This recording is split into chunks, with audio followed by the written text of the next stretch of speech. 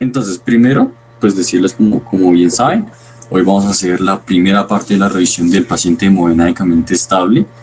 Vamos a estar con Andrea Carolina, es una de nuestras integrantes del grupo. Está en sexto semestre y pues quienes habla Camilo Chavarro, pues que soy interno 1 de la Universidad Nacional de Colombia. Parte 1 porque en un principio cuando establecimos, bueno, pues primero el plan va a ser primero hablar de una introducción, luego unas condiciones, unas definiciones básicas para el día de hoy y las condiciones, digamos, fisiológicas en las que nos vamos a desenvolver para comprender el cuarto punto, que es la evaluación clínica del estado hemodinámico, y dos puntos claves que no se nos podrían olvidar para tratar de recordar todo lo que vamos a hablar el día de hoy. Todo entre comillas, porque pues esta parte va a ser bastante cortita, pero si hubiera sido de una forma distinta, y es a esto que nos trae la introducción, es que si lo hubiéramos hecho de todo de corrido, como estaba en un principio planteado dentro del ciclo del paciente crítico que habíamos establecido a principios de este semestre en nuestro grupo, iba a ser una sola charla, una sola revisión, desde las condiciones fisiológicas que vamos a hablar el día de hoy hasta los manejos y definiciones de los distintos tipos de choque. Por lo tanto, hubiera sido una revisión bastante extensa, entonces decidimos dividirla en dos partes e incluso pues revisando de nuevo, tal vez sería mejor hablar de una tercera parte también. Así que pues nada, en las siguientes semanas iremos viendo cuántas más revisiones nos va a traer a reunir sobre este tema. Otra de los puntos por los cuales vinimos a hacer esta revisión el día de hoy es que una de las preguntas que salía cuando veo pacientes es que en la parte del análisis todo el mundo colocamos paciente hemodinámicamente estable, sin signos clínicos de STIR, sin dificultad respiratoria, pero pues hay veces que digamos con algunos profes le preguntaba a alguien como, mira, pero ¿qué es entonces el paciente hemodinámicamente estable? Y no era fácil, al menos para nosotros no era fácil decir que era un paciente hemodinámicamente estable. Entonces pues salen ese tipo de preguntas para decir, voy a tratar de estudiar sobre este tema y tratar de comprender a qué nos referimos cuando escribimos en el análisis de una historia clínica que el paciente está hemodinámicamente estable. Otro de los puntos por los cuales vamos a revisar esto es que las condiciones patológicas relacionadas a la perfusión y al estado hemodinámico tienen una muy alta tasa de mortalidad. Eso ya lo vamos a ver en la siguiente revisión y pues va a ser uno de los puntos fundamentales de por qué es importantísimo conocer estos estados fisiopatológicos. Entonces, pues dentro de la revisión que hice, hubieron más que todo dos artículos que me llamaron bastante la atención y que de hecho me permitieron también hacer una revisión dentro de mi grupo de rotación del internado, y es que es Hemodynamics and Perfusion Endpoints for Volemic Associated in Sepsis, publicado hace 10 años. Y este otro que me gustó muchísimo porque va a ser la parte que les voy a explicar el día de hoy, al menos por mi lado, que es la monitorización clínica del estado hemodinámico. Y lo tratan de una forma muy bacana, muy bien explicada, muy concreta. Entonces, pues también para invitarlos, es de este año. Y pues nada, a darle. La dejo con Andrea.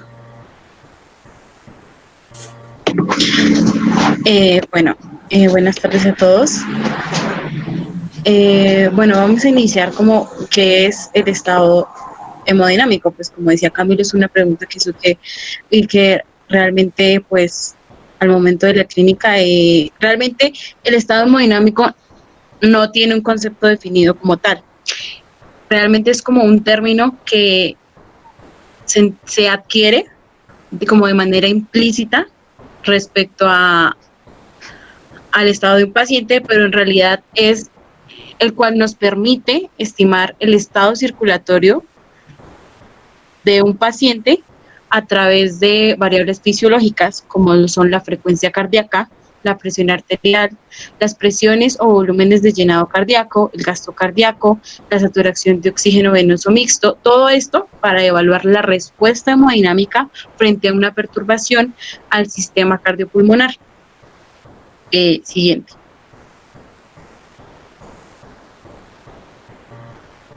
Y la perfusión tisular realmente es un proceso fisiológico continuo y regulado de distribución del volumen de sangre por unidad de tiempo y peso de tejido para garantizar los requerimientos energéticos de dicho tejido. Entonces es el aporte de sustratos, de oxígeno y la eliminación de productos de desecho. También tenemos un segundo concepto que es un concepto mucho más general que define a la perfusión tisular como la relación entre el flujo de sangre y los requerimientos metabólicos regionales y sistémicos de un tejido. Entonces, siguiente.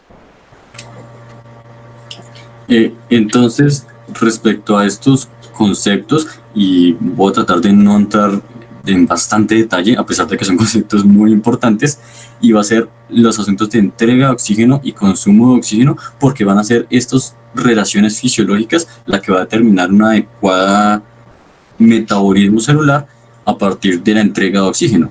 Entonces, como vamos a ver, la entrega de oxígeno, el DO2, va a estar dado básicamente, bueno, fundamentalmente, y según esta ecuación nos explica, por las variables macrohemodinámicas de los distintos cuerpos biológicos. Estas variables macrohemodinámicas es el gasto cardíaco, que para recordar deriva de la frecuencia cardíaca y el volumen sistólico, la hemoglobina y la saturación de oxígeno, multiplicado por la constante que representa la cantidad de oxígeno que liga un gramo de hemoglobina multiplicado por 10. La entrega de oxígeno está definida como la cantidad de oxígeno que los pulmones le entregan a todo el organismo. Y a partir de ahí, conociendo que las células adquieren ese oxígeno de los sistemas de sangre para poder llevar a cabo todos esos procesos bioquímicos, deriva entonces el término de consumo de oxígeno, que es la cantidad de oxígeno que se extrae de este aporte de oxígeno para llevar a cabo estas tasas metabólicas. El consumo de oxígeno, o también escrito como el VO2, va a estar dado entonces por el gasto cardíaco, es decir, la cantidad de sangre que está entregando, y como vamos a derivar esta definición de la tasa de extracción de oxígeno, va a ser la cantidad arterial de oxígeno menos la cantidad o contenido venoso de oxígeno. Es decir, la diferencia de qué tanto estamos extrayendo oxígeno desde la aorta, por decirlo de alguna forma, hasta ya el contenido venoso central o en la aurícula derecha, ya a terminar todo el recorrido de entrega de oxígeno. A partir de estos dos términos, pues se hace la relación de la extracción de oxígeno, o también conocida como la EO2, que básicamente es el consumo de oxígeno, la VO2, dividido en la entrega de oxígeno, y que reemplazando estas definiciones por sus valores en las fórmulas, tenemos que es lo mismo que el contenido arterial de oxígeno menos el contenido venoso de oxígeno, dividido de nuevo en el contenido arterial de oxígeno. Va a ser importante, creo yo, en este punto, no recordar las ecuaciones, sino tener en cuenta a qué hacemos referencia cuando hablamos de una entrega de oxígeno y un consumo de oxígeno, y ya vamos a ver en la siguiente diapositiva por qué van a ser estos dos conceptos fundamentales para comprender los estados fisiopatológicos del paciente. Entonces tenemos esta gráfica que me gustó bastante, en el que tenemos que por algún motivo, por ejemplo, un insulto infeccioso, un estado de choque séptico, va a haber toda una respuesta fisiológica, unos mediadores inflamatorios, una disfunción vascular que va a llevar a que el consumo de oxígeno sea mayor que la entrega de oxígeno, es decir, nos haga falta oxígeno para que todas las células del sistema biológico funcionen adecuadamente, lo que va a llevar entonces a un estado de hipoperfusión, de disfunción celular, eventualmente la muerte celular. Entonces lo que tratamos de hacer como médicos es intervenir sobre esta balanza mal equilibrada desde los distintos lados, es decir, si hay un consumo de oxígeno aumentado, lo que vamos a tratar de hacer desde la medicina es disminuir ese consumo de oxígeno. Hay distintas formas de hacerlo. Por ejemplo, con la sedación y la analgesia, que va a disminuir la cantidad de estrés y dolor, que son variables que consumen bastante oxígeno por el estrés celular. El control de la hipertermia, porque la hipertermia, de nuevo, es un estado de metabolismo activo que consume mucho más oxígeno que unas células que estén tranquilas en hipotermia. Tratamos de controlar estas variables para disminuir el consumo de oxígeno, y también tratamos de aumentar la entrega de oxígeno, y para eso vamos a impactar sobre las tres grandes variables macrohemodinámicas que, como mencionaba, era el gasto cardíaco, la presión arterial de oxígeno o saturación de oxígeno y la hemoglobina. Para impactar sobre estas variables hay distintas formas de hacerlo, que son el uso de vasopresores, el aporte de fluidos, o pues de líquidos, las transfusiones y los inotrópicos. No sirven para todos los estados de deficiencia de entrega de oxígeno. Ya vamos a ver en la segunda parte de las revisiones que dependiendo del tipo de choque, vamos a tener ciertas intervenciones por encima de otras. Todo eso para llevar de nuevo a la balanza fisiológica de entre entrega de oxígeno y consumo de oxígeno, y que vamos a mirar estos reequilibrios a partir de distintos valores o distintas formas de monitorizar el estado hemodinámico, entre ellos, por ejemplo, el lactato. Y ya vamos a ver más adelante qué otras formas vamos a tener de monitorizar el estado hemodinámico.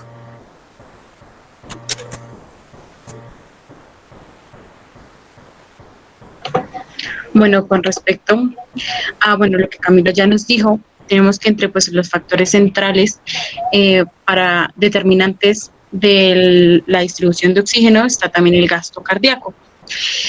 Bueno, y aquí tenemos que tener en cuenta las estructuras vasculares, pues son las que nos van a distribuir la sangre y también, por tanto, los nutrientes.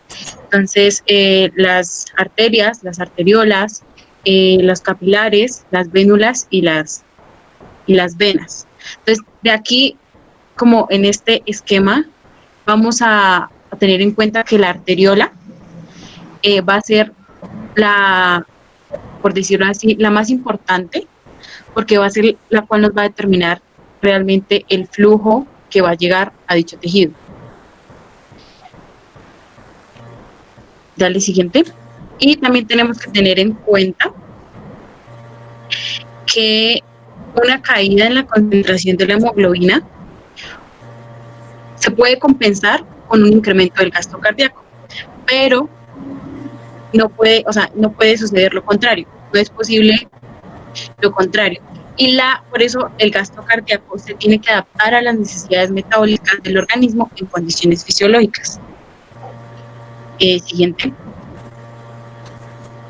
Entonces tenemos que tener en cuenta que el gasto cardíaco y la presión venosa central van a estar determinados por la interacción de dos funciones, la función cardíaca y la función de retorno. Entonces tenemos aquí en la gráfica de la izquierda, la azul, la gráfica de retorno venoso. Entonces vamos a tener que cuando el retorno venoso es 0, la presión en la aurícula derecha va a ser igual a la presión de llenado circulatoria media, es decir, la presión de la vasculatura cuando no hay flujo. Y vemos que con la reducción de la presión en la aurícula derecha va a permitir que la sangre venosa retorne. Entonces, cuanto menor sea la presión auricular derecha, mayor será el retorno venoso. Por el otro lado, tenemos la gráfica de la función cardíaca, lo cual, con respecto a la presión de la aurícula derecha, va a ser que a mayor presión de la aurícula derecha, mayor va a ser el gasto cardíaco y la función cardíaca. Entonces, al momento de unir estos dos conceptos, nos va a dar la tercera gráfica. Y el punto donde se interceptan las dos curvas se va a llamar la presión venosa central. Esta presión venosa central es la que nos va a determinar la precarga y esta determina el volumen sistólico que junto con la frecuencia cardíaca nos va a permitir determinar el gasto cardíaco. Entonces, si hay una disminución en el gasto cardíaco, puede ser por una disminución o en la función cardíaca o en la disminución del retorno venoso. Entonces, aquí en esta gráfica tenemos tres formas en las que la presión venosa central puede incrementar con diferentes respuestas del gasto cardíaco. Entonces, en el primer escenario, tenemos que incrementa el volumen y tenemos una función cardíaca normal. Entonces por el aumento de volumen, el retorno venoso se desplaza en la curva, en la gráfica hacia la izquierda, y esto requiere un aumento pequeño del gasto cardíaco y un aumento y por tanto un aumento de la presión venosa central, porque pues es en fin y al cabo la que nos ayuda a que en esta cadena se determine el gasto cardíaco, y también va a hacer que la presión en la aurícula derecha tenga que ser mayor para que el retorno sea como el adecuado. En el segundo escenario tenemos una disminución de la función cardíaca, es decir, la curva roja va a disminuir, pero el volumen es normal. Entonces esto va a hacer que la presión venosa central disminuya y con ella el gasto cardíaco. Y el otro escenario es un escenario muy importante en todo el marco del estado hemodinámico, y es, por ejemplo, ocurre en el caso de una sepsis, que incrementa el retorno venoso, pero no hay un cambio en la función cardíaca. Entonces, esto también va a hacer que la presión venosa central aumente y con ella el gasto cardíaco.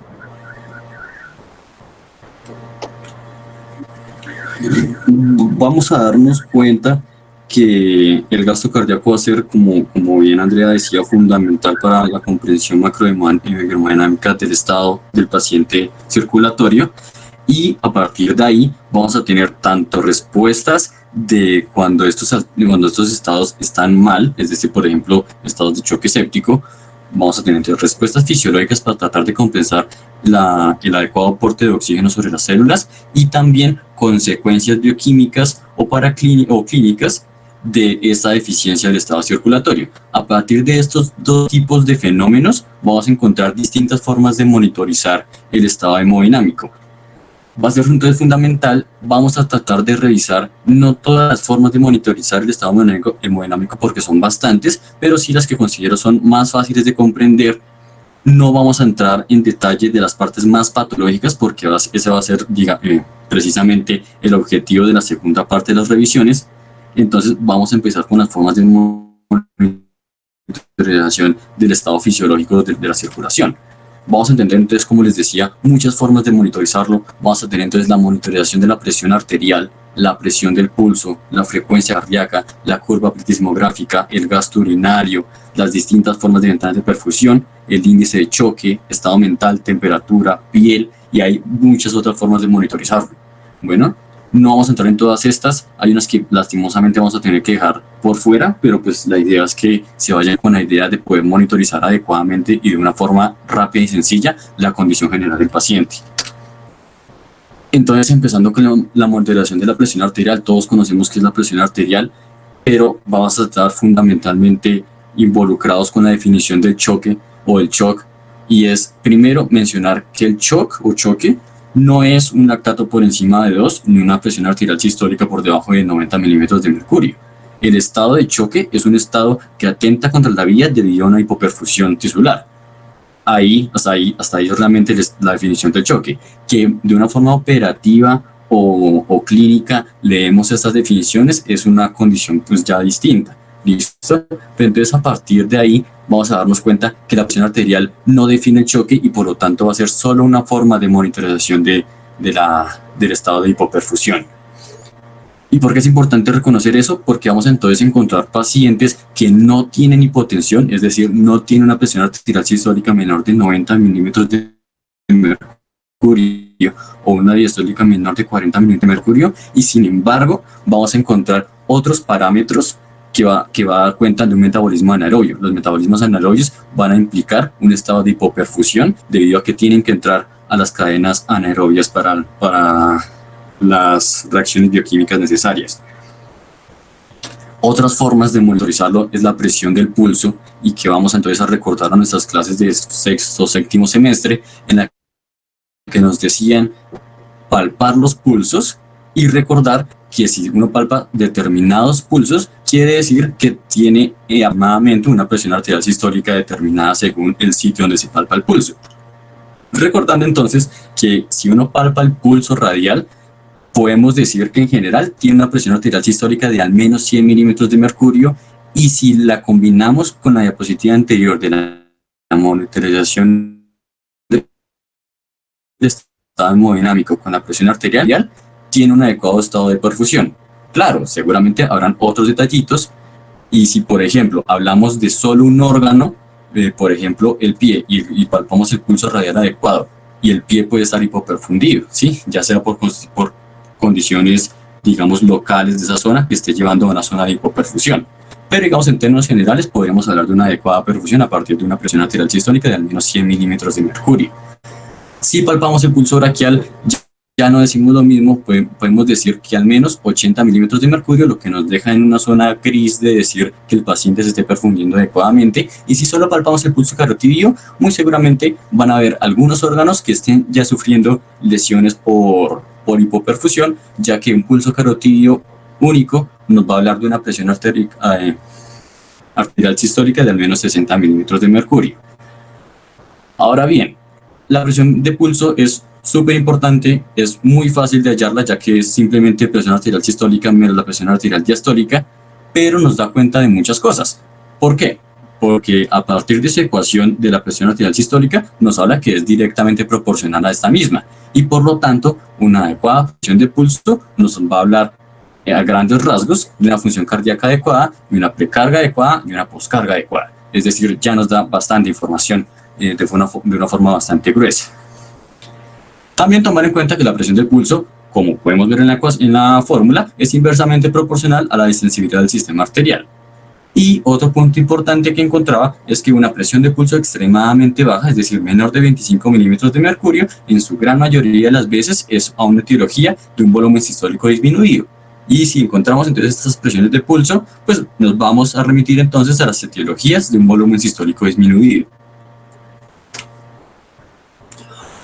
Otra consideración del estado hemodinámico es la frecuencia cardíaca. Es algo que tomamos todos los días, es gratis de monitorizar y tomar en cuenta entonces ciertos detalles. Primero, la taquicardia está definida como una frecuencia cardíaca por encima de 100 latidos por minuto.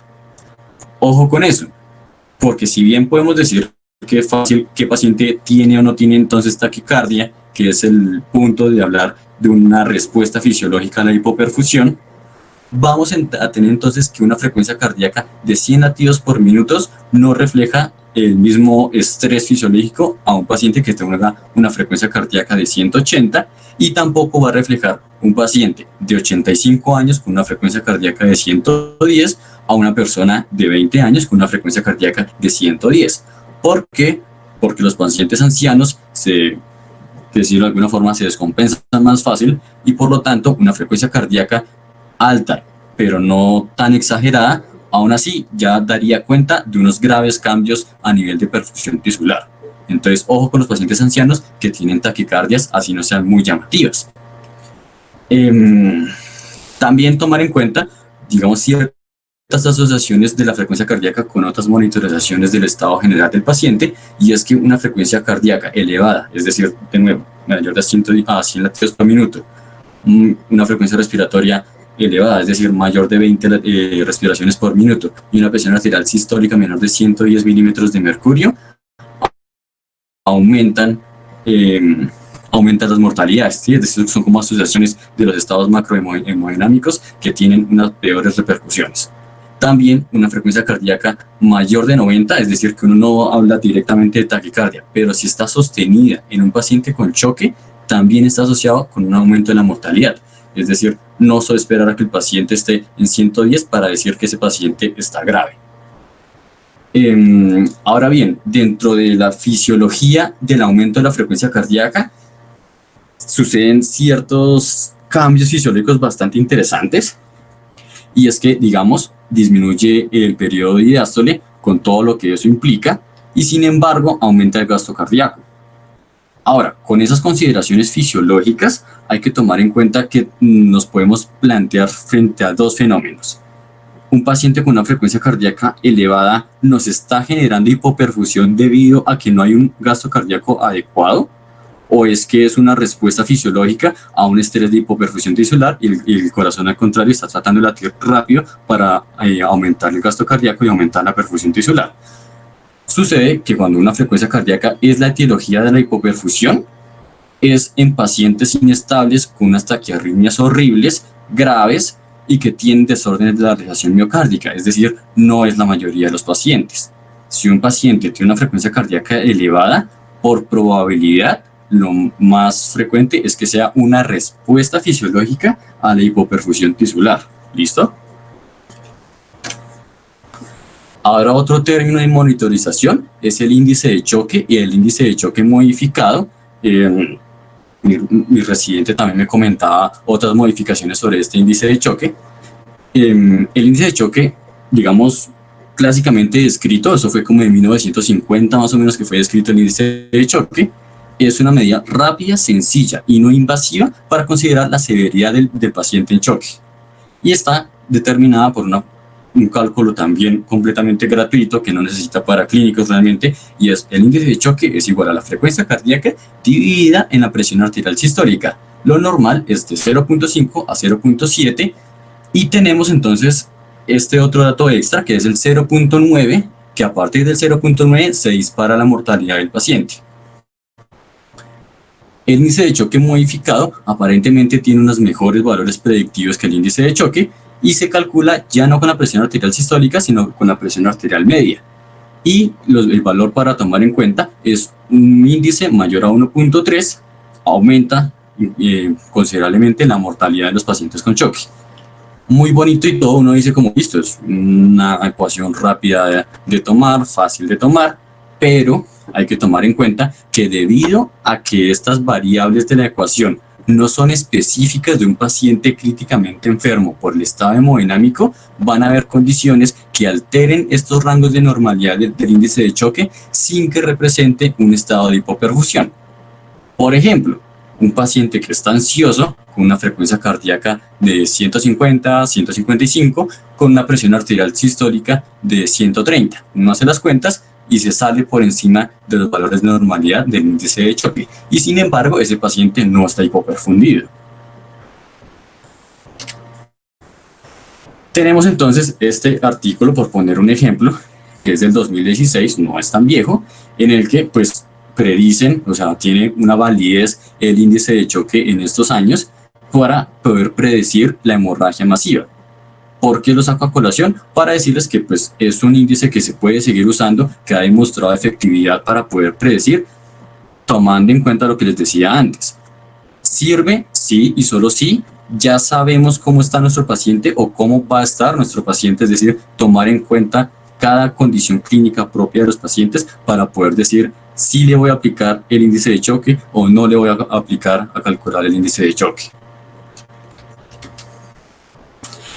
Esta monitorización me pareció bastante interesante, que es el spotting score, o si el patrón de moteado o el puntaje de moteado, que da cuenta de que cuando un paciente comienza a tener un déficit en su estado hemodinámico, de las primeras respuestas fisiológicas que genera es una vasoconstricción sobre la piel.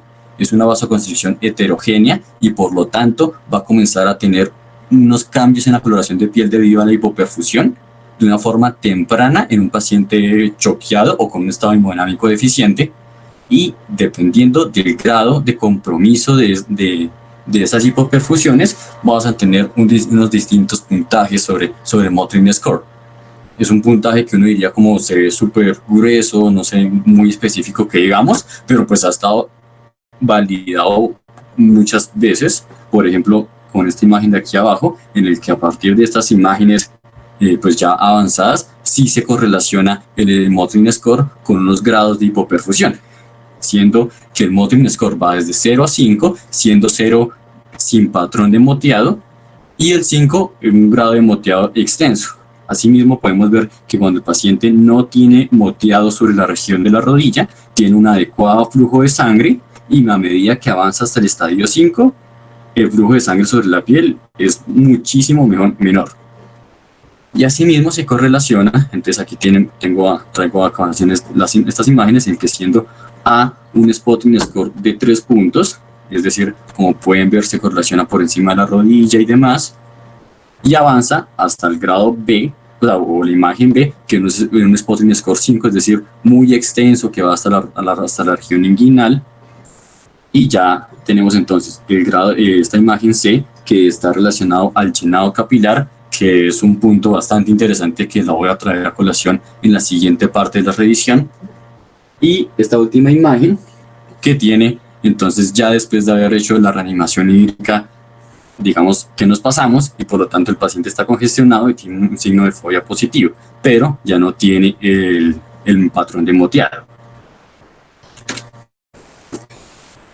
Ahora bien, otro de los puntos, digamos, que uno suele tener más en mente cuando hablamos de una hipoperfusión o un estado de choque es la hiperlactatemia.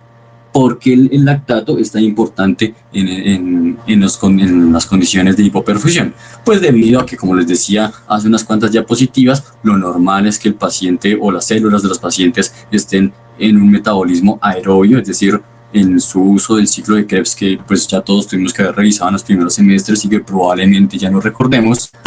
Pero cuando esto es deficiente debido a que no hay suficiente aporte de oxígeno, pues las células tienen que entrar a la vía anaerobia de la producción de energía, que pues es un mecanismo en el que se generan 2 ATPs extras respecto a los 2 que se consumen, y dentro de la cascada bioquímica termina generando piruvato y este a su vez se genera lactato. ¿Listo? Y entonces, unos aumentos en la producción de lactato da cuenta directamente de una forma bioquímica a un estado de hipoperfusión de que las células han entrado en vía anaerobia.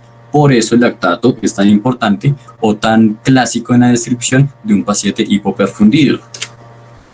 Y aquí tenemos entonces esta gráfica, es una gráfica clásica de 1970, en el que efectivamente relaciona que a un mayor nivel de lactato aumenta la mortalidad, ¿sí?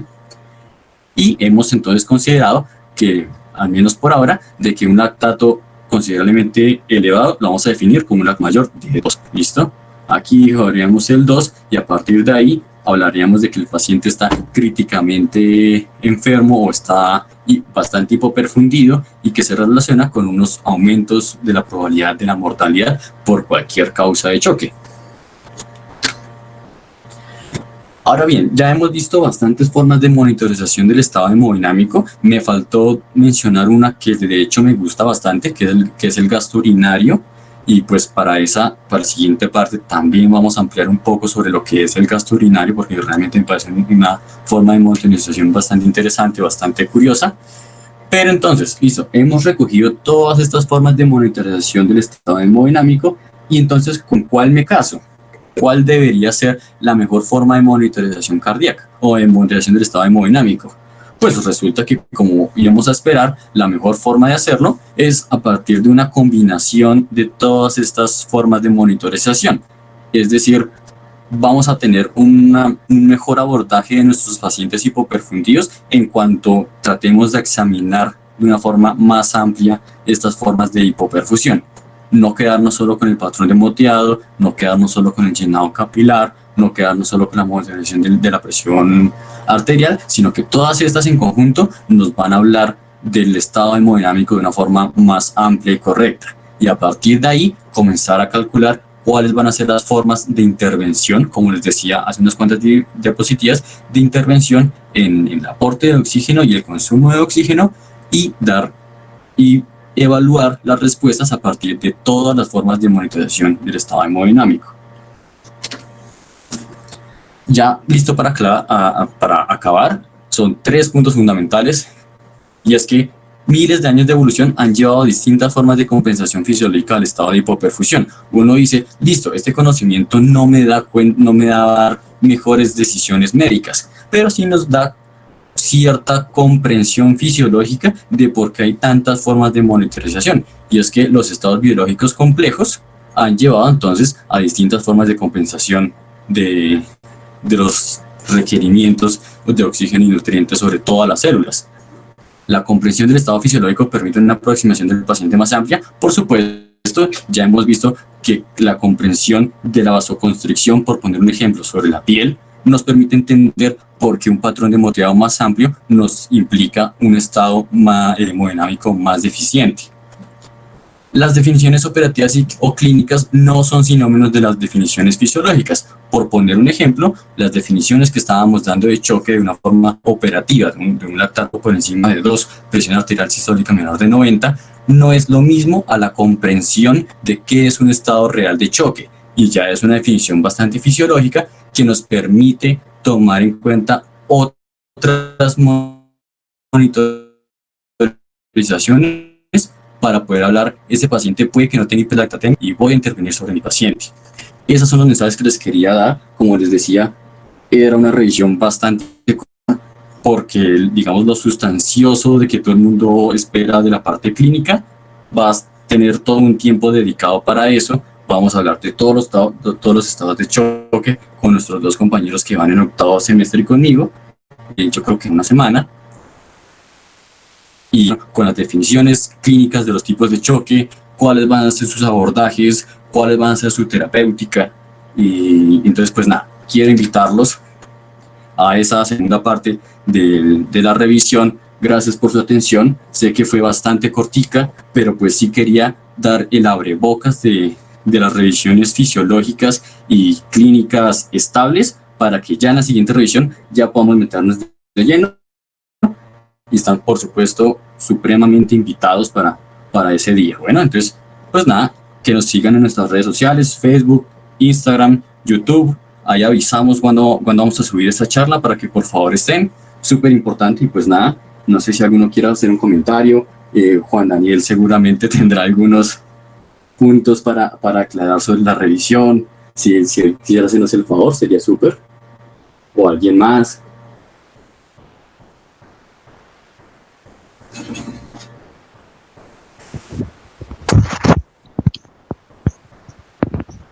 Hola, ¿cómo estás? ¿Cómo te ha ido, Camilo? Bien, gracias, Manuel. Bueno, me alegra mucho. Te felicito porque fue una charla que ya nos habías dado a nosotros y esta te quedó mejor.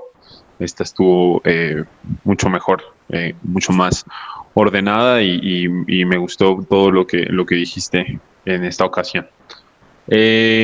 Sí, la verdad, pues para todos los que estén escuchando, pues a mí me gusta mucho la parte fisiológica y creo que en este tipo de charlas la parte fisiológica pues es vital tenerla en cuenta antes de empezar a hablar de cómo se alteran los estados fisiológicos. Entonces, partir del conocimiento de lo normal permite establecer cuáles van a ser los paradigmas de lo anormal. Y en este caso, pues sí, entran por un tema que es el tema pues tal vez más taquillero del cuidado crítico, que es el choque. Y el choque, sí, en cuidado crítico, la definición del choque es bastante elusiva, ¿no? No se conoce como tal una definición general de choque con la que todos estén de acuerdo. Y al momento, pues se aboga por definir choque como un desacople entre el aporte y el consumo de oxígeno, bien sea porque el aporte es insuficiente o porque el consumo es tan elevado que el aporte, pese a que esté dentro de los rangos normales, no alcanza a suplir ese consumo elevado de oxígeno. Entonces, por eso tal vez es vital que ustedes pues recuerden eso del aporte y el consumo de oxígeno, y como bien les dijo Camilo, pues no es tan importante que se conozcan las fórmulas, pero sí entender cuáles son los determinantes del aporte, cuáles son los determinantes del consumo.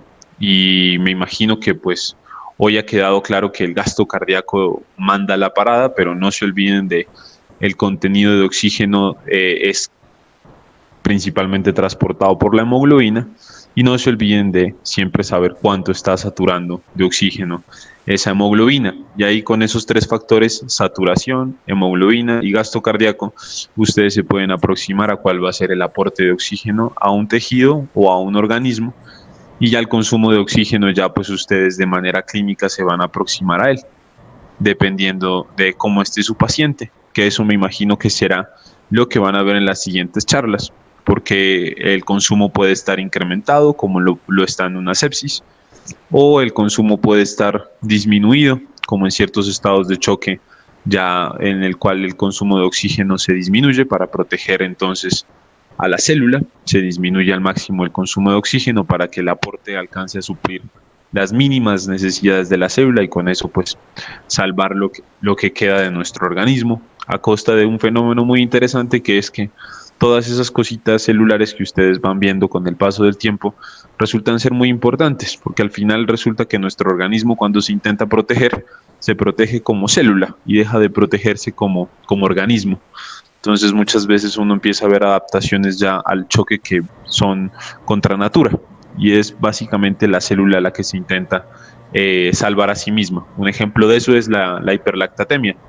La hiperlactatemia es el ejemplo de una célula que empieza a hacer glicólisis, y chévere porque le sirve la glicólisis, pero produce lactato, y el lactato no es tan bueno, tiene una serie de efectos adversos a nivel hepático, a nivel neurológico, a nivel cardiovascular, que pueden ser no tan adecuados. Entonces, bueno, nada, pues me parece muy, muy importante todo lo que habló hoy Camilo y tu compañera, que trataron pues unos temas bastante interesantes que dan mucho de qué hablar, y entiendo que este es el abrebocas de algo que se viene, y nada, pues los felicito, muy chévere y bacana su iniciativa, y me gusta que empiecen por los fundamentos para después irse por los temas que ya son un poquito más complejos, que ya son los estados patológicos.